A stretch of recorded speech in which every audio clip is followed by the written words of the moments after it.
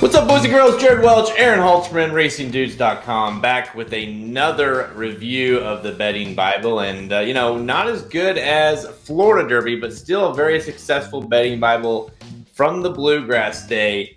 We had a big major scratch the morning of the day that may be able to change that completely for both of us. But from the Bluegrass perspective, the whole card itself started off slow, got hot late. The Betting Bible successful again. Looking here, I believe we set there at a 32% ROI for the Bluegrass combined, 32% for you, 33% ROI for me. Halterman, we did it again. Maybe not quite successful, but to me, it felt like a huge win considering kind of what we were up against. Sometimes you don't like a card all that well, and that's kind of what it was for me. I didn't really like this card very well. One of the bigger bets, like you said, there was a horse that scratched that, honestly, the way I played it, it was probably a good thing the horse scratched because I don't think I would have won that bet, talking about Go Rocket Ride. But, I think anybody that bought the guide saw I had one strong opinion on the card. That opinion won, and then that kind of made the day, but there just wasn't a ton of other strong opinions I had. So it was kind of a take your medicine type of card for me. I'd say, hey, here's my strong opinion. If this horse wins, we'll be good. The horse did win. So that was kind of where it fell for me. Yeah, definitely. I kind of forgot that you played it straight with Go Rocket Ride second. So that you may and I had that thing boxed, and I basically played it different ways. I played I can scroll down here and show I had a $60 exacta with Go Rocket Ride over Practical Move, and then I had a $40 exacta Go Rocket Ride over Practical Move. So $100 total wager was on that. I projected if that horse, it would have been 3-5, probably would have paid anywhere $300 to $400 on that exacta. It was kind of what I was guessing based off the $40 base. And so I would have been a monster exacta. Watching that race, I mean, honestly, I think to me, after I've kind of digested that race, I'm more concerned that not that Go Rocket Ride would have won. I'm more concerned if Practical Move would have held on for second. Mm-hmm. So, I guess, you never know, but it felt like that was when the morning of, that was, I had $100. I also had a $100 wager. We'll talk about that in a second on the Cox allowance race. You had a big bet on that one too, but I had $100. A third of my bankroll went away the morning of. Yeah, and a lot of times in that situation, people will try to force it and try to do something that they really hadn't thought through. And immediately when that scratch happened, you thought, okay, what do we do? And I said, we don't do anything, because do you love a horse other than Go Rocket Ride and Practical Move in this race? You're like, no. I was like, do you want to play Practical Move at 4 to 5? No. You don't do anything. You just say, hey, that was the luck of it. That's what happened. And again, my first inclination was like, well, I'll just play Practical Move to win. But God, I couldn't choke that down. And, even though he won that race and that bet would have cashed, you got to feel pretty dirty if you played him to win at that price. So, the other problem was I wasn't confident in a horse like Mandarin Hero or Skinner or, National Treasure enough to play the exacta. So everything kind of got thrown out the window, and that just turned into a skip race for us.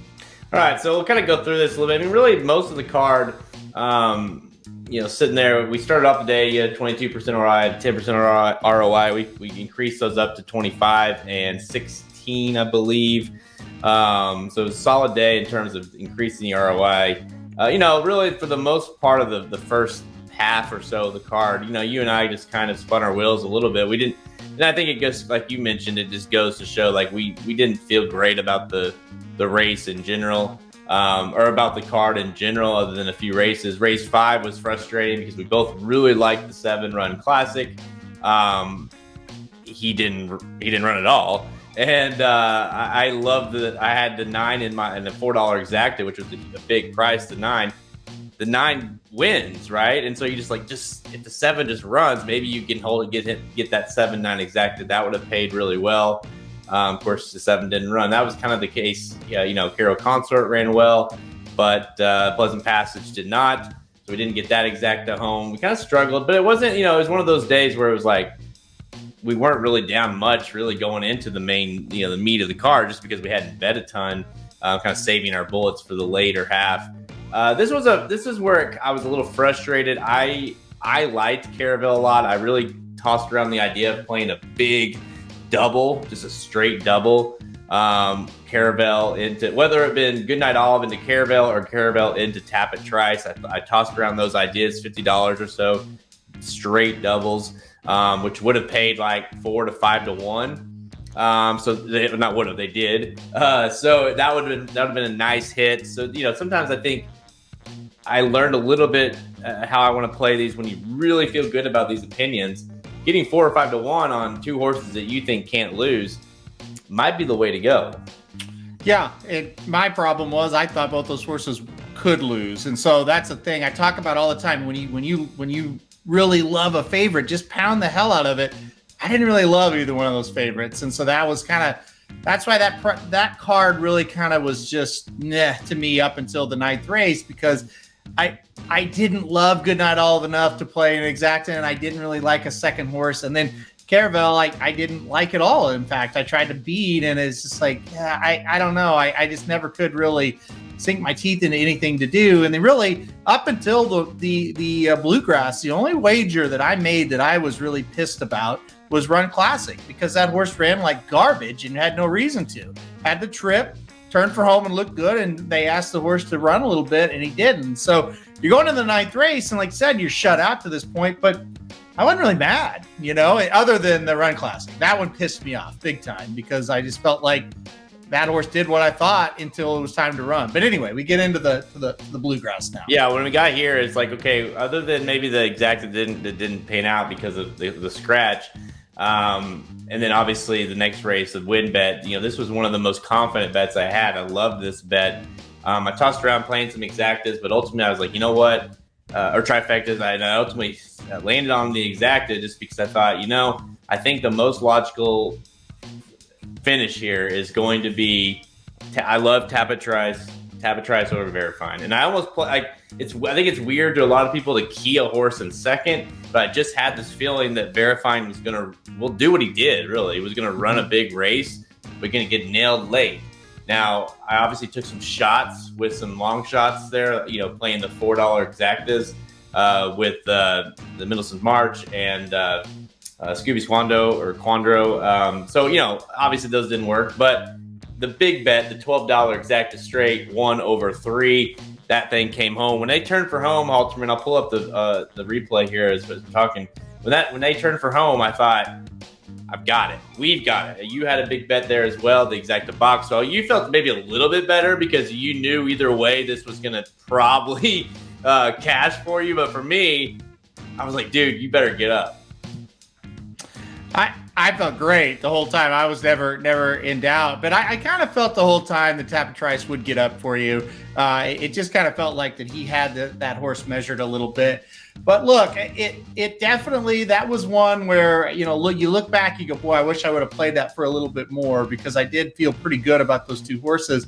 And I think the big question coming into the race was the Tap It Trice trip. And boy, did he get a much better trip and put himself in the race much better. Yeah, never in doubt here for this one. And, like I said, you spin your wheels and then you hit this exacta, and all of a sudden instead of being way down going into your best opinion of the day, you're up a little bit. And so then it's like, okay, now we can make some money on this card. We scrounged around. Our opinions weren't good until this one. And now we got our big opinion left after the scratch, obviously, at Santa Anita. And so you just knew it's a day maker now for your top pick in that next race coming up. Yeah, well, yeah. Once we hit this, I believe it. I profited like close to $90, I believe here. And going into it, I was down about 70 or so. So I think I was up, about $20 going into, like you said, the big opinion. Now the concern was, you because I didn't have that Santa Anita one that I felt really good about, that exacta. It was all or nothing, with yep. That win bet. But when you have 100, 150 for you, kind of wager on a win, like you're basically thinking you're not going to lose. So just trusted that opinion and it stayed with it. Right here, we'll watch the replay here together. This Tap It Trice. See, at this point, I'm zero doubt Tapatrice is going to keep coming. But again, Verifying little kind of skirts away here as well. And I mean, he had it measured. I agree, but when you have it straight, it gets a little dicey because you're like, man, he ran too good to lose. Just get up one time.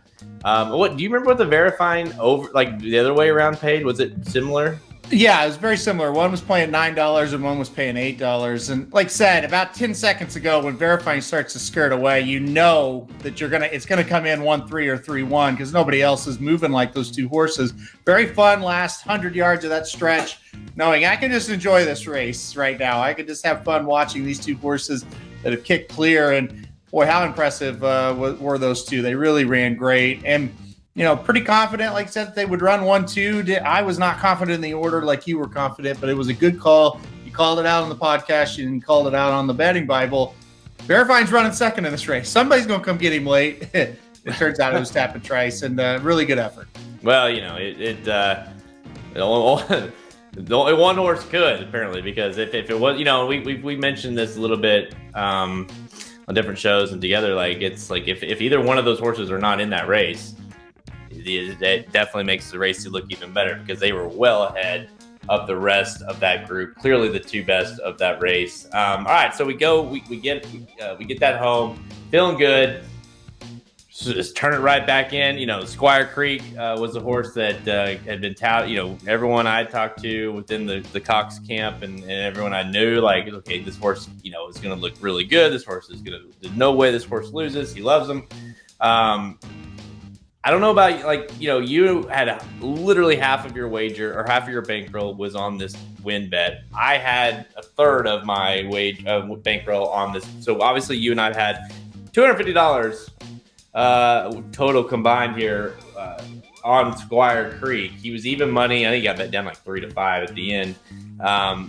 But how concerned were you going into this, knowing that earlier in the card, the horse that he had beat on the day, last out, which was also a win bet of yours earlier on the card, didn't run especially great? Were you concerned that that maybe that race was a little bit misleading? Yeah, I was concerned. I definitely was concerned. But, you and Dan kind of calmed me down a little bit, made points. It's like, look, he beat that horse that ran, kind of poor by so many lengths in that debut. It doesn't really matter. Don't worry about it. And Dan said the thing, and he said, hey, look, you're going to get a better price now. If that horse would have romped, he's going to get bet down. And the whole time, Jared, I thought we were, because he was even money. I know. Pretty much the whole time until he left the gate. And so I thought, boy, Dan was right on that. I mean, we did get a great price. Now, unfortunately, we didn't. We got 3-5. So once again, got bet right at the last. Kind of disheartening, but never really in doubt. And if you read the writing on the guide, or on the Bible, I should say, I said, hey, this is the horse I like best. It's really not even close on this card. I liked him so much better than any other horse. And so it's funny you mentioned, we knew that Brad Cox and his camp liked him as well. I went through all of it, and I texted you and I said, what does Brad think of this horse? Because I think this horse is great. I love him. And then immediately he texts back, he loves him. And it's like, well, that's it. That's going to be what I'm going to center everything around. And look, the bottom line on this horse is he was way better than the rest of the field, and I think he could be tougher than that field as well. The other problem I had is I thought Verifying or Tapatrice, one or the other, would win, but I did not have a strong opinion on which one of those two in the 9th race, and it was the same way in the 11th race. So I would have loved to play doubles, but I couldn't play two horses into one horse like this and it pay enough, so I was really stuck. I couldn't really do doubles. Then I thought, okay, let's play a large exacta here. I didn't like anybody else in that race enough to play in the exacta. So I said, you just got to keep it simple. Your opinion here is a win. You don't have strong enough opinions anywhere else. Just bet the win. Yep. And, smoked it. And the horse, I mean, never gave you much concern really throughout the race. You felt like, the way Brad Cox horses were running that day gave me a lot of confidence as well. Verifying ran huge. Yeah. There was multiple horses that Caravel ran huge. And so I was like, if this horse is getting touted in the way these horses are running today, like, I just don't think he can lose. And he didn't. It wasn't like a blowout win, but it was a very measured win. And yeah, it was a huge, another huge win there. Yeah, the 3-5 sucked, but at least we got that home. This was kind of a wash here. We didn't really bet a whole lot in this race. Yeah. And then after that, we didn't bet the wood, and yeah, the San Antonio Derby one was later, and I'm still hopeful that would have came in, but I love the bet. I'll be looking for those kind of bets. I look for those kind of bets every week. One thing I learned about the card and kind of my betting this week, I thought, which I think is important. Like you might say, like, what you're learning. Like I think it's always important to go, and that's why we do this. I mean, go back through and learn. Like, okay, how did I do this? How could I do that differently? And the one thing I'm seeing from my betting, your betting, is like when I need to press my opinions even harder. Like I loved the Bluegrass exacta. I loved that horse to win. I loved the, it didn't happen, but the exacta, you look back 2 weeks, I loved the Florida Derby exacta. Press them harder. I think so often you want to say, well, I don't want to put too much on this because I want to spread it out. Well, some of those bets were just like BS bets. And, I felt strongly about them, but the ones I felt the most, like I think I need to lean on those a little harder. Yeah, a couple of things that really stood out I want to touch on that you just said. If you stop trying to learn and stop trying to get better, you're done in this game. Done. It never ends. We've done this day after day for 10 years now. Well, about 15 years now, actually. If you stop trying to improve, you're done. So don't ever do that. No matter what level you're at, there's always ways to improve, whether it's handicapping or bet structure. And you're right. Looking back at it, the big mistake or regret that I have this week is, $10 to win on Arrest Me Red and $10 to win on the I can't remember Wicked again in the second race there at Keeneland.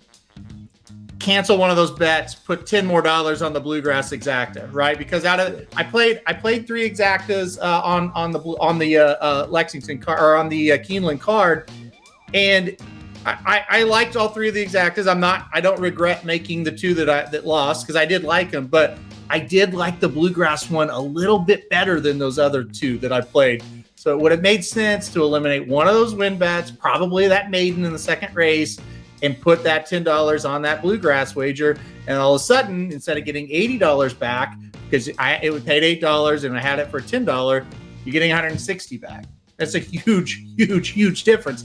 And that way, like I said, if it loses, whatever, but you liked it. You liked it a lot. If it wins, you just, that opinion is getting intensified that much more. So that's probably my regret, but like I said, it is easy looking back, but it's also easy to kind of apply, okay, here were some situations, and this is what I can do better next week. And you know what? We'll be back next week. So maybe I can apply some of that to what's coming up. Yeah, good segue into next week. We've got this weekend, we got the Lexington Stakes, Jenny Wiley on there as well. We've got, that's obviously the Lexington is the official, finally, no more, the last Kentucky Derby prep race. Still waiting for the card to officially come out, but we know that this is going the way it looks. There's several horses on the bubble, several horses there that might be running in here. So I do believe the Lexington is going to have some sort of implications as we look towards that final Kentucky Derby kind of top 20 making the gate. So yeah, we have the Lexington. We also have at Oaklawn, we have the Apple Blossom and we have the Count Fleet. Now the Apple Blossom is 4 horses. Don't get too excited there, but you do have the Secret Oath versus Clairiere, and dude, I don't know that I can. I have such a hard time with those 2 figuring out how to. Well, for one, just who to pick. I don't think either one of them is extremely trustworthy, and Clairiere, I feel like should have won last time out. She obviously didn't, and didn't run well enough to. But going into it, I felt like she was going to. Yeah. Secret Oath, I guess she just likes Oaklawn. So it makes this race tough. And then obviously the Count Fleet, which might be a little bit better of an actual betting race. Yeah, the only two races we know right now are those 2, and I'm not quite sure what to do with those just yet, to be completely honest. We know the probables for the races coming up at Keeneland on Saturday. I don't want to hold myself to anything, so please don't hold me to this because we don't have the full card yet, but I am kind of looking forward to betting a couple horses on that one, on that card. And I guess, we'll do a video on it once we have it all done, and I can talk a little bit more about that. But anyway, I do think Keeneland's going to have some nice betting races. The 2 at Oaklawn, we'll see. I'm not overly sure just yet. Maybe something will change though once I dive in a little deeper today. Yep, I think obviously it's Keeneland. The card will be out. It's going to be a good card. We're going to bet this card, and hopefully, I think I'm going to lean on the Lexington a little bit, lean on the Jenny Wiley. I think that you got a couple. You got With the Moonlight coming in Italian's going to be in there. So how are you going to play those? There might be a potential exacta there. We'll look at it when the card comes out. It's available right now at racingdudes.com. The pre-sale for that, go ahead and get your hands on that way when it's available. You can be the first to get it. All right, we're sitting here at let me pull that up. I believe you are at a total at 24%, 25% total ROI. You're 13% wins. Exacta, man, you're killing the exacta, 113%. I've got an ROI of 16% total, 59% ROI on the wins, and exacta is at -15. So it was really bad week 1. Week 2 got a little bit better. Week 3, obviously, hoping that I can continue to make this thing get into positives there. So make sure you stay tuned. Make sure you see what we got for the Betting Bible this weekend. I'm Jared Welch. He's Aaron Halterman. Thanks for joining us, and good luck this weekend at Keeneland. RacingDudes.com is your home for the best free picks for every race, every track across the country. We're ramping up for the 2023 Kentucky Derby, and we want you to join us in the fun. Subscribe to Racing Dudes YouTube channel and click the notification bell so you never miss a single video. Want to make money betting horses? Bet with the Racing Dudes.